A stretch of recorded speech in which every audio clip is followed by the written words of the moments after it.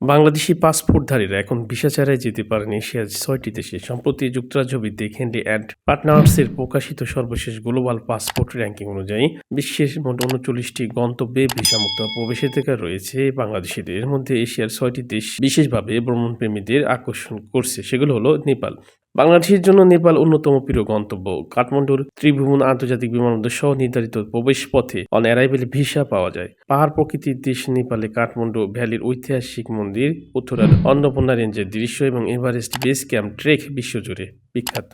ভুটান হিমালয়ের কোল ঘেঁষা ছোট অপূর্ব সৌন্দর্যময় দেশ ভুটান।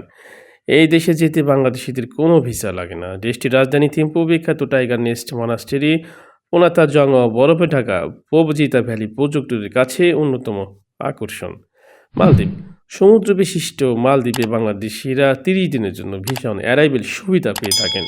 রাজধানী মালেতে গ্র্যান্ড ফ্রাইডে মসজিদ, মাছের বাজার ও ন্যাশনাল মিউজিয়াম দেখার মতো। এছাড়া স্নরকেলিং প্রেমীদের জন্য হানিফারুবে অনন্য অভিজ্ঞতা দিতে পারে। শ্রীলঙ্কা দক্ষিণী সাগরের বুকে অবস্থিত। শ্রীলঙ্কায় যেতে বাংলাদেশিদের ই ভিসা নিতে হয়। এই ভিসা ৩০ দিনের জন্য বৈধ, প্রয়োজন আরও ৩ মাস বাড়ানো যায়।